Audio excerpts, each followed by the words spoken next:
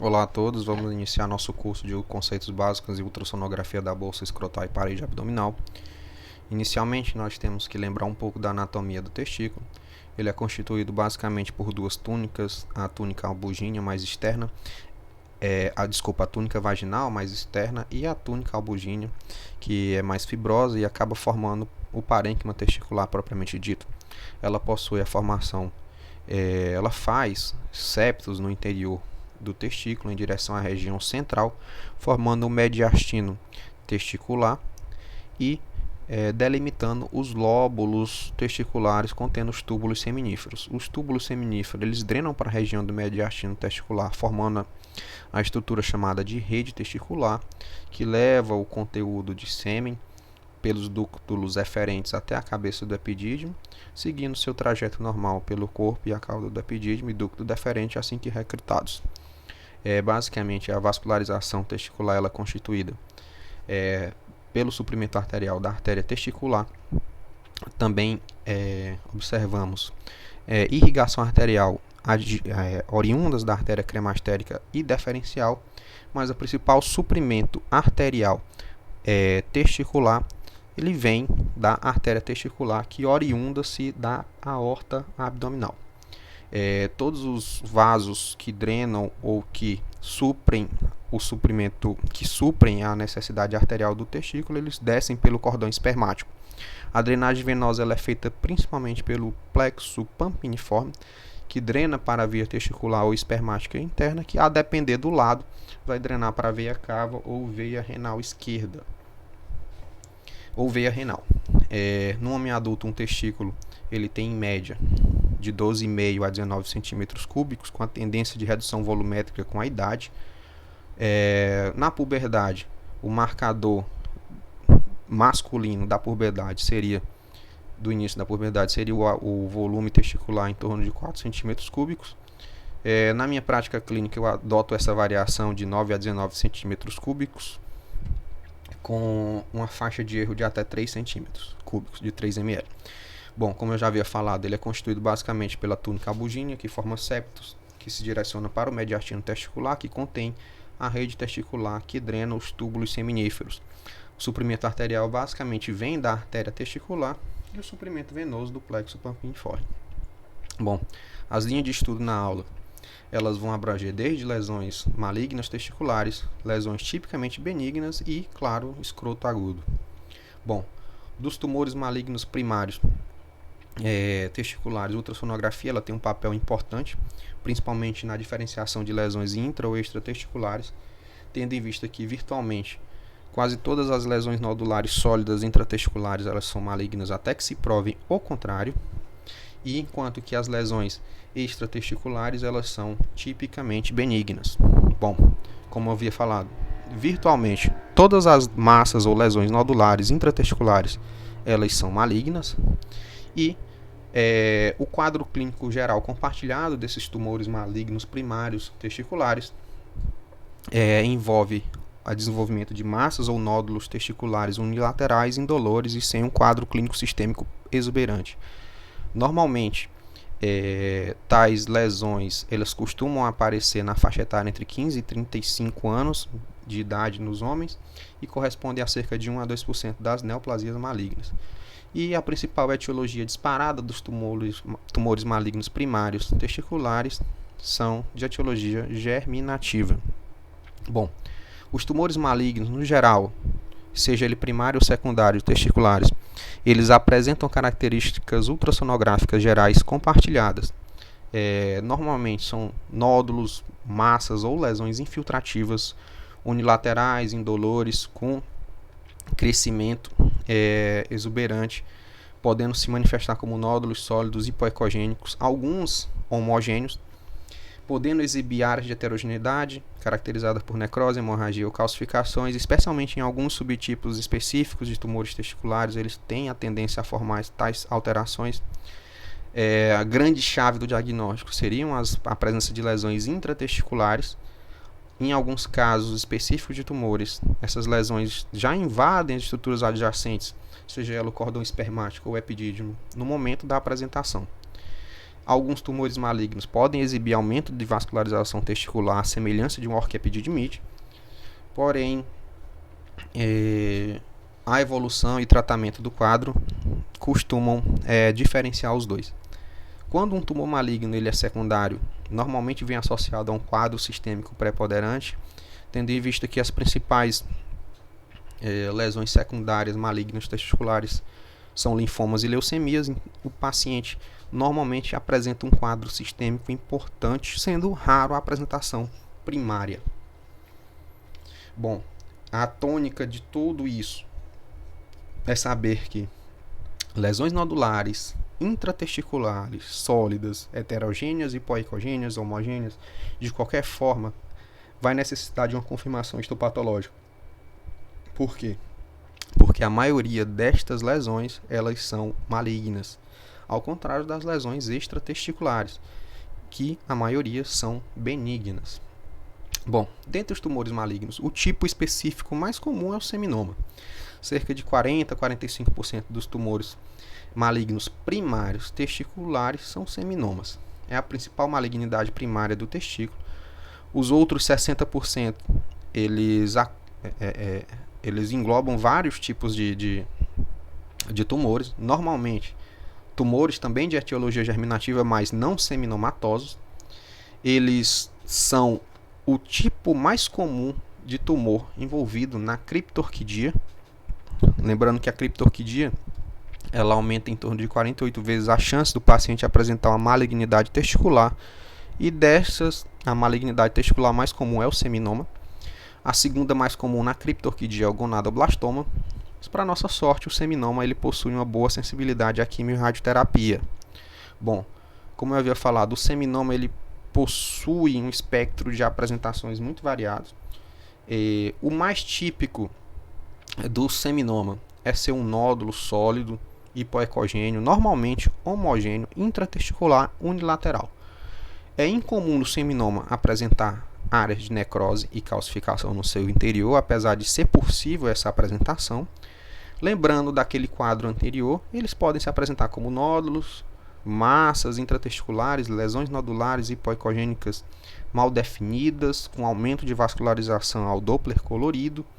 Mas a grande chave para fazer o rastreio de tais lesões é saber se uma lesão é intratesticular ou extratesticular. Então a gente vê que a lesão nodular intratesticular tem que ir para o histopatológico, não vai ter jeito.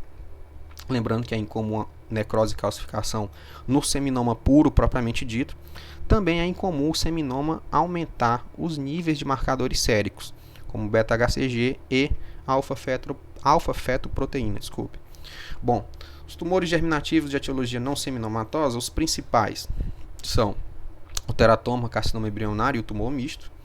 Também apresentam um espectro de apresentações variáveis, porém apresentando pontos típicos que são incomuns para o seminoma, como a presença de calcificações ou áreas de necrose ou liquefação no seu interior.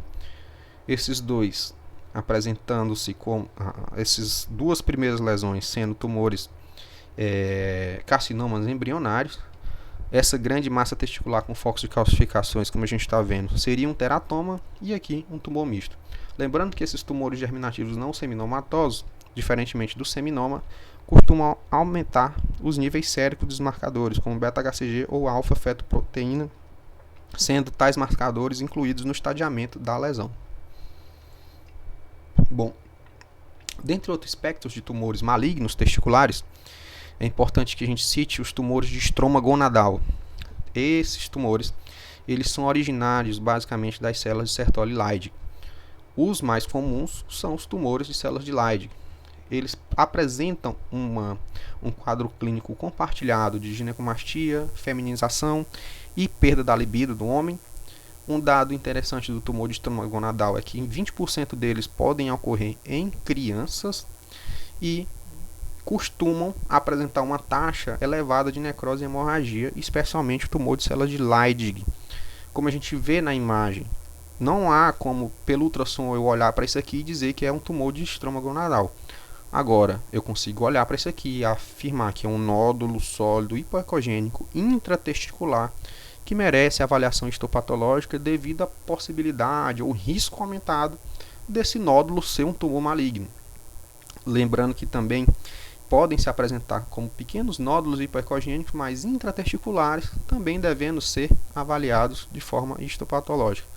Esses tumores de estroma gonadal, eles podem vir associados a algumas síndromes genéticas, dentre elas Klinefelter e Peutz-Jeghers. Bom, no estudo desses tumores de estroma gonadal, existe uma variante com características ultrassonográficas típicas do tumor de Sertoli, que seria a variante de células calcificadas, podendo apresentar lesões nodulares macroscópicas, ou seja, acima de 3 milímetros de diâmetro, normalmente multifocais e bilaterais, são nódulos ou massas quase que completamente calcificadas. Quando virem essa apresentação de nódulos mais macroscópicos, multifocais bilaterais quase que completamente calcificados, ligar o alerta para a possibilidade de tumor de estroma gonadal, o de célula de Sertoli com variante de células calcificadas. Bom, como eu já havia citado antes, os tumores malignos secundários testiculares, os dois principais são os linfomas e as leucemias, são raros, quando o acometimento testicular nesses casos é raro. Lembrando que o mais comum é o linfoma e cerca de 0,3% dos pacientes com linfoma sistêmico difuso vão apresentar a variação ou acometimento testicular secundário. Então, como eu havia falado, o mais comum é o linfoma, sendo que o não Hodgkin é o mais comum. O segundo mais comum, como eu havia falado, é o envolvimento testicular secundário por leucemia, 64% casos agudos de leucemia. Lembrando que o acometimento nodular secundário testicular normalmente vem acompanhado de um quadro sistêmico preponderante, de perda de peso, de febre, de anorexia. Lembrando que cerca de 50% dos pacientes com linfomas testiculares secundários, já na apresentação do quadro, vão ter sinais de invasão do cordão e do epidídimo, ou seja, uma doença já localmente avançada no testículo. Bom, é importante que a gente lembre das lesões testiculares benignas, e aqui é muito importante que a gente gere essa memória, esse drive visual dessas lesões. As lesões císticas intratesticulares, diferente das sólidas, virtualmente são benignas. As principais são os cistos intratesticulares e os cistos de túnica albugínea. Os cistos de túnica albugínea com essa disposição mais periférica, lembrando da anatomia da túnica, e os cistos intratesticulares, normalmente mais centrais. Muito importante, é a lesão benigna desde que você garanta que seja cística, homogênea, unilocular, sem evidência de conteúdo sólido, ou seja, que não seja uma lesão mista, sólido-cística. Eventualmente podem ter pequenos septos ou finos septos no interior do cisto intratesticular, mas também não chamando a atenção exclusivamente por causa do septo. Sempre importante você ligar o Doppler colorido para avaliar se existe ou não vascularização de tais lesões e confirmando a característica cística simples destas lesões. Então, estas são as principais lesões císticas, as lesões císticas benignas dos testículos.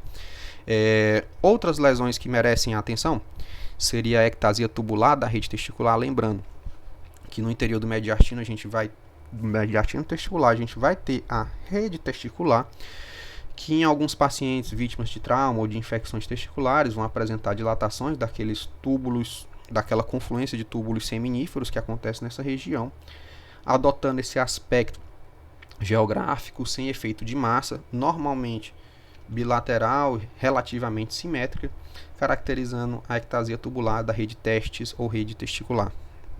As lesões císticas extratesticulares, as sólidas extratesticulares já são benignas, imagine as císticas. As principais lesões císticas extratesticulares são os cistos de epidídimo, seja da cabeça ou do corpo ou da cauda do epidídimo.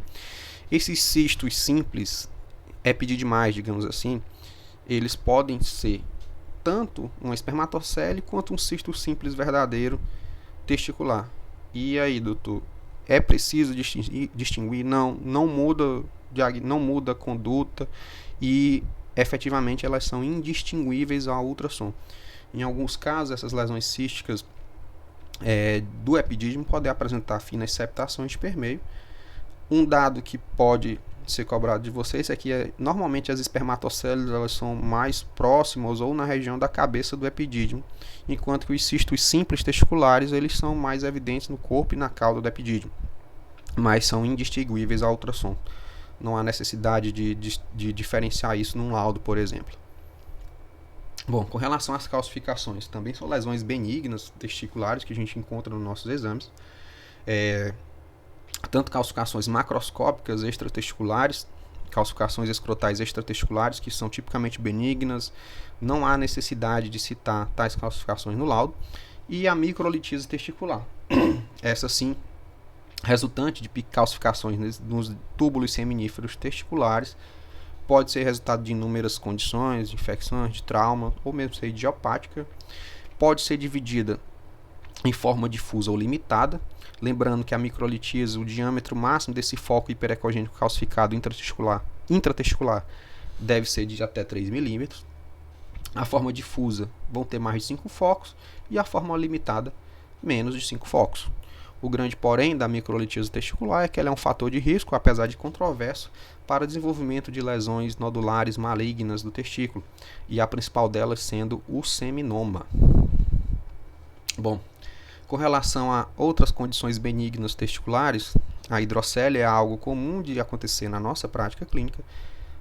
A hidrocele nada mais é que o acúmulo de líquido no interior das túnicas testiculares, promovendo essa distensão líquida, esse acúmulo de líquido anormal dentro da bolsa escrotal, de um lado. Aqui nada mais é do que uma calcificação escrotal extratesticular benigna. Ela tem até um nome carinhoso na literatura de pérola escrotal. Não há necessidade de citar isso no laudo. Algumas condições são mais bem visualizadas no testículo dentro de uma bolsa escrotal dilatada por líquido. Dentre elas, essa daqui, que não é uma condição maligna, não é nódulo, é apenas o apêndice testicular. Seria um vestígio de ductos paramesonéficos, mais bem individualizado entre a cabeça do epidídimo e o testículo.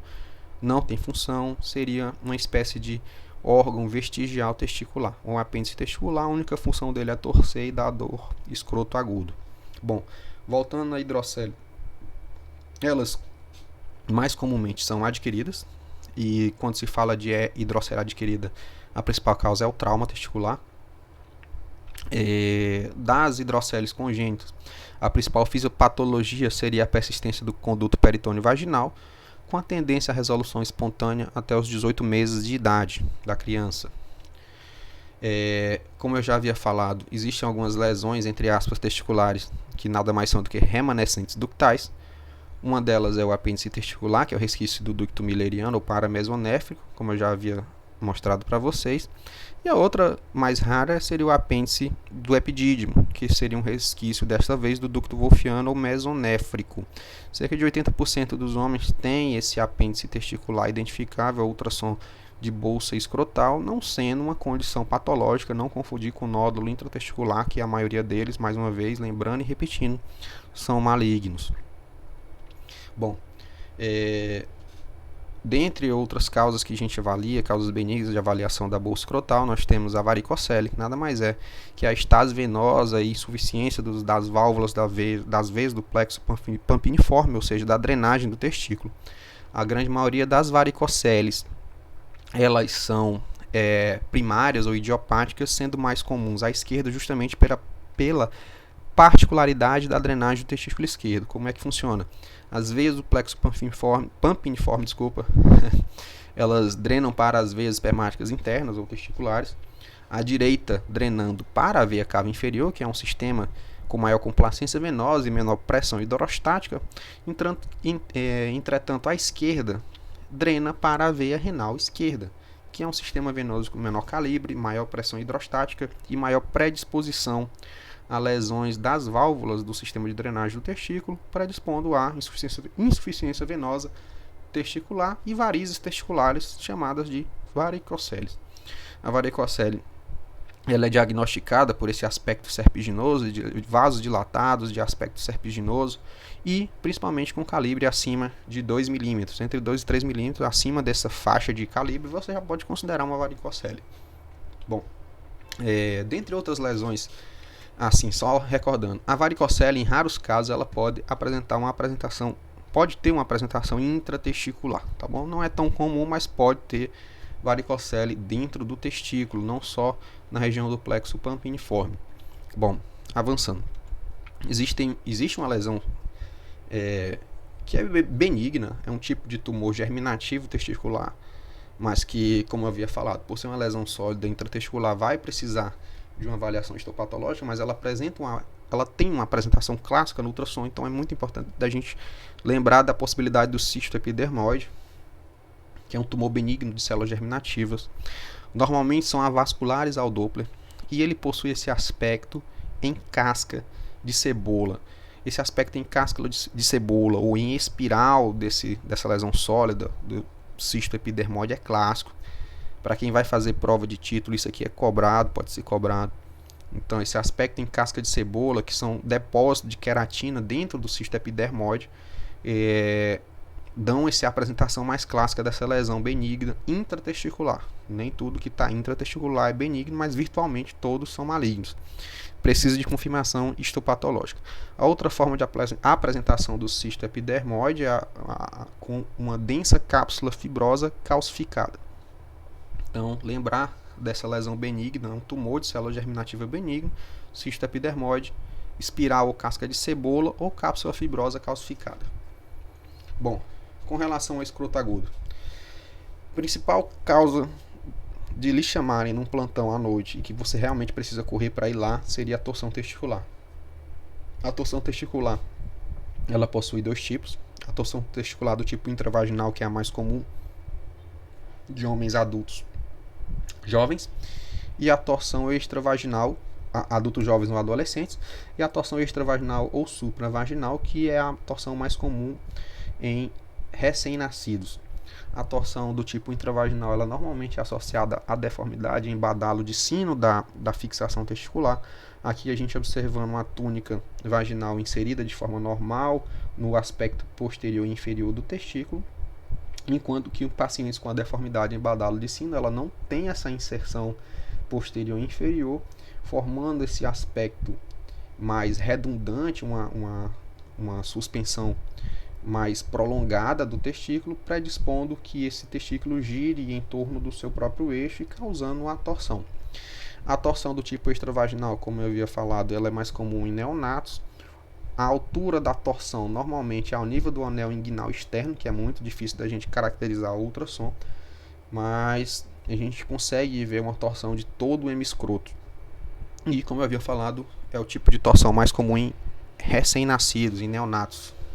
Bom, as características ao ultrassom de um paciente com torção, além da dor, costumam apresentar alteração do eixo longo testicular, ou seja, o testículo que normalmente na posição do exame possui uma orientação horizontal, fica completamente verticalizado na avaliação do exame. É muito importante que a gente identifique o ponto de torção, normalmente ao nível do cordão espermático, que a gente procure a formação desse nó de torção, que no ultrassom com Doppler é chamado de sinal do redemoinho. Outras características de uma torção testicular a ultrassom seria o aumento de volume e posterior heterogeneidade e hipoecogenicidade do testículo acometido. Em alguns casos a gente vai ocorrer uma hidrocele reativa, um espessamento da pele da bolsa escrotal. E o grande achado, além de tudo isso que eu falei, o marcador, você só vai colocar suspeita de torção no seu lado se você não ver fluxo no testículo.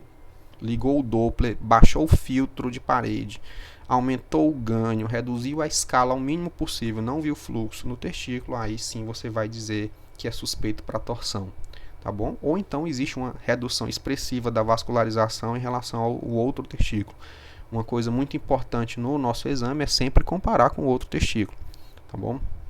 Então aqui a gente vê um testículo torcido, agudamente torcido, ainda está com a ecogenicidade preservada, mas tem alteração marcada do eixo longo testicular, verticalizado, não tem fluxo no testículo ao Doppler, a gente vê o estudo Power Doppler ligado, apenas com aumento de vascularização nas partes moles peritesticulares. Então isso aqui é uma torção típica aguda clássica. O grande questão da torção. o tempo do diagnóstico é fundamental. Uma torção que ela é diagnosticada e resolvida dentro de 5 a 6 horas do evento, ela tem uma chance que varia de 80 a 100% de preservação do testículo. Enquanto que quanto mais vai passando o tempo, mais vai piorando. Acima de entre 6 e 12 horas já cai para 70% dos testículos, e acima de 12 horas, menos de 20% dos testículos são preservados. Então aqui é tempo é testículo na torção aguda. E aqui mais uma vez mostrando o sinal de nó de torção ou de redemoinho do cordão espermático, que predispõe quadros de torções testiculares em pacientes com a deformidade de badalo de sino. Bom, o grande diagnóstico diferencial da torção, claro, é a epididimite ou orquiepididimite.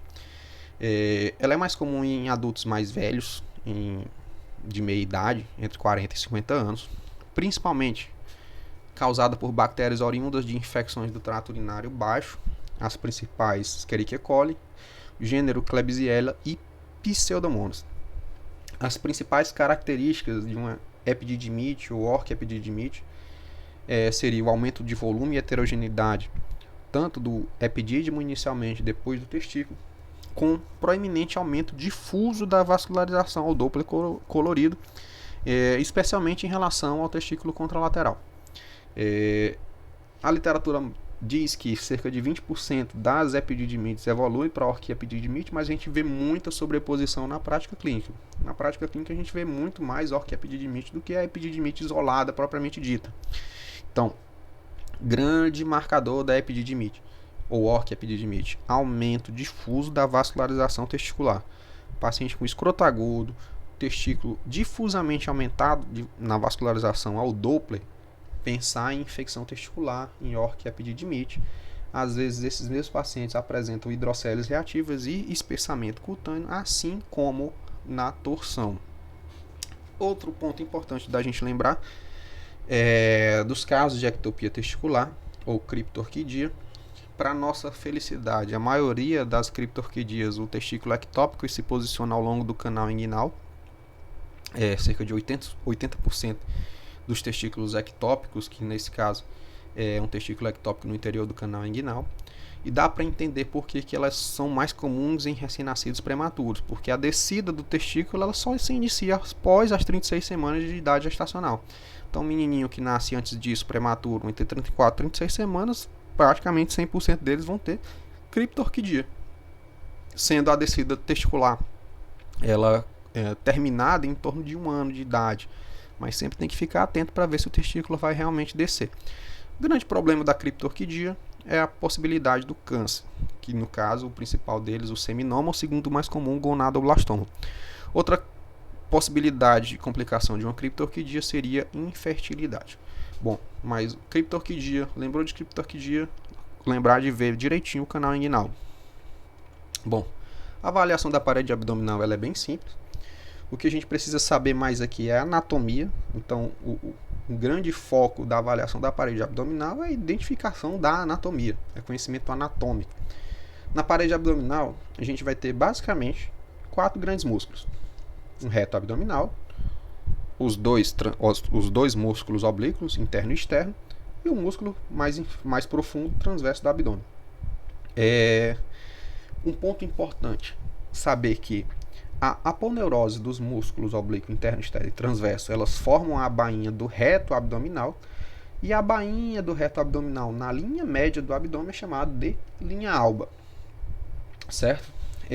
O outro grande ponto de fragilidade da parede abdominal seria a linha semilunar, que ela seria um ponto de transição das aponeuroses do reto, da aponeurose dos músculos oblíquos e transversos, na transição para o reto abdominal.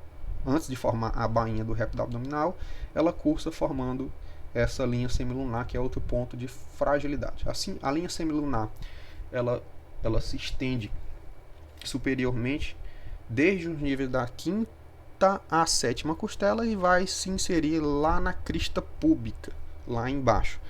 Outro ponto importante de avaliação de anatomia na parede abdominal é a linha arqueada. A linha arqueada seria o ponto mais caudal, né, e posterior da bainha do reto abdominal, ela fica em média na meia distância entre o umbigo e a sínfise púbica. Então, mais ou menos na meia distância entre o umbigo e a sínfise púbica, você vai ter virtualmente a linha arqueada. E é importante saber dessa relação da linha arqueada, porque no ultrassom muda, o aspecto da bainha do reto muda com relação à linha arqueada. Acima da linha arqueada, as aponeuroses do músculo oblíquo externo, interno e transverso do abdômen, elas formam de forma, digamos, circunferencial a bainha do reto abdominal, e abaixo da linha arqueada elas só cruzam anteriormente o reto abdominal. Formam só a porção mais anterior. E aquele limite que forma a linha arqueada é justamente isso, né? Onde essa parte posterior da bainha do reto acaba. Nesse ponto que ela acaba é a linha arqueada. Abaixo dela não tem mais a bainha posterior do reto abdominal, que é formado pelas aponeuroses dos músculos oblíquo externo, oblíquo interno e transverso. Na linha mediana, as bainhas dos retos abdominais formam a linha alba. Lateralmente na parede do abdômen, a aponeurose conjunta desses músculos formam a linha semilunar. E é isso. Basicamente é saber isso aqui. Outro ponto: pele, subcutâneo, aponeurose, musculatura, face transversal, peritônio. Então, o entendimento dessas camadas da anatomia, basicamente, é o que vai nos ajudar a identificar ou realizar avaliações da parede abdominal. Um dos principais motivos para a gente avaliar a parede abdominal é procurar defeitos nela. O principal defeito da parede abdominal ela acontece na linha mediana, que são as hérnias ou diástases.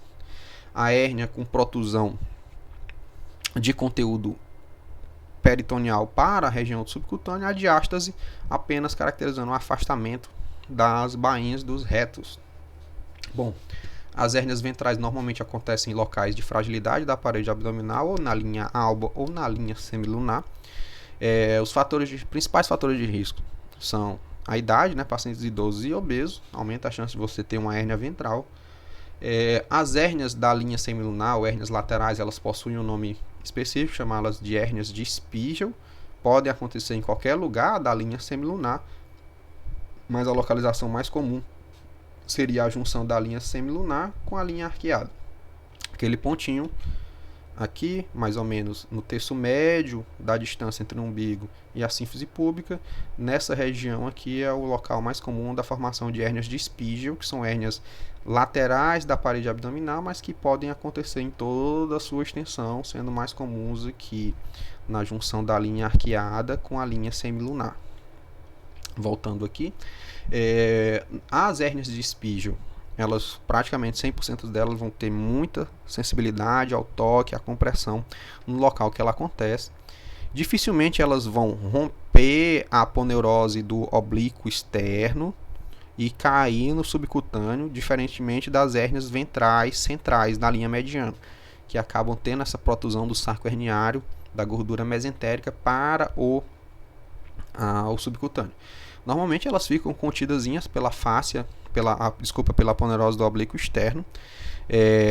Essas hérnias ventrais, normalmente, elas são mais bem caracterizadas ao estudo tomográfico. Então, eu coloquei essa imagem da tomografia só para que a gente entenda. Aqui é um corte axial do abdômen, mostrando a parede abdominal. Aqui, a parede, aquela regiãozinha da aponeurose das três musculaturas. E aqui uma áreazinha de defeito com a gordura mesentérica se protuindo lateralmente na parede abdominal, no ponto de fragilidade mais comum da hérnia de Spiegel.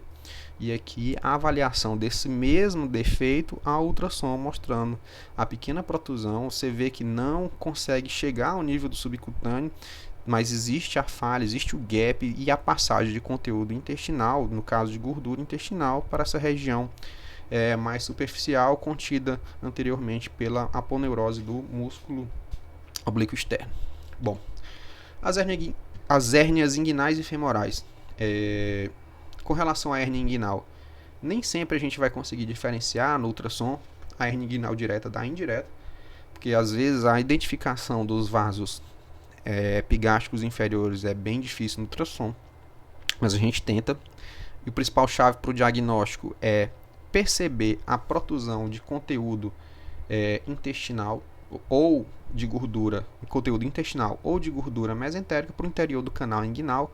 Então a chave para identificação hernia inguinal primeiro é saber identificar um canal inguinal ao ultrassom,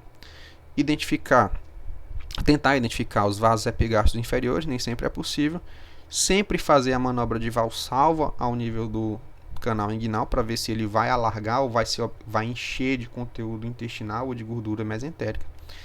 A grande chave para identificar uma hérnia femoral seria a protusão de conteúdo, normalmente segmentos de alça intestinal.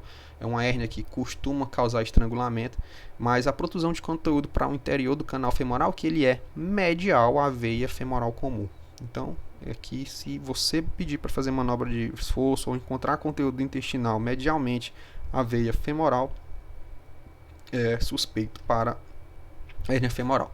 É raro isso, tá? Aqui mostrando a avaliação ultrassonográfica da região, aqui a gente caracterizando a veia femoral e aqui o conteúdo intestinal, aqui claramente com parede intestinal espessada com sinal de estrangulamento em região femoral direita. E aqui mostrando a protusão de conteúdo intestinal para o interior do canal inguinal, lembrando sempre que a identificação de tais hérnias inguinais e femorais ao nível da região inguinal ou raiz proximal da coxa exige que você peça para o paciente fazer uma manobra de esforço, a manobra de Valsalva. E era isso que eu tinha para falar hoje. Obrigado a todos pela atenção.